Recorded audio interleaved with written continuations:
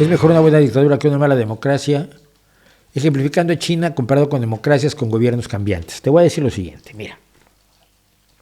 Cuando yo digo que prefiero Europa a Rusia, lo digo porque aquí puedo cambiar de gobierno, ¿ves? No solo puedo protestar, no solo puedo estar en desacuerdo con el presidente de gobierno y con todo el parlamento. Puedo estar en desacuerdo con los jueces. Puedo denunciar las atrocidades de la policía, porque la policía comete atrocidades. A ver, no hay policía que no cometa atrocidades.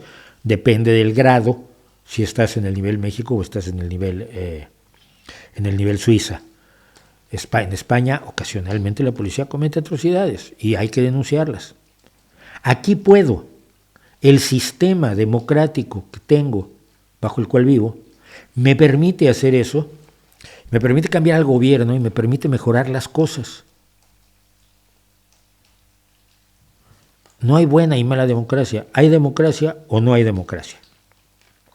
Si hay democracia, tienes libertad de expresión, tienes libertad de opinión, tienes libertades individuales, tienes una multitud de derechos, ninguno de los cuales tienes en una dictadura. ¿De qué te sirve una buena dictadura donde no tienes libertad? Vivir como en Corea del Norte. No lo veo como vida, realmente. Una democracia puedes protestar, puedes cambiarla, puedes votar por el otro, puedes meter la pata y luego puedes rectificar. En una democracia puedes estar en desacuerdo con el presidente de gobierno en los debates internos del partido, que es mi caso con Pedro Sánchez, y al mismo tiempo apoyar al presidente de gobierno porque sigue los principios de tu partido cuando está trabajando como gobernante, que es mi caso con Pedro Sánchez. Es mejor una democracia que una dictadura, punto. Una mala democracia no es una democracia.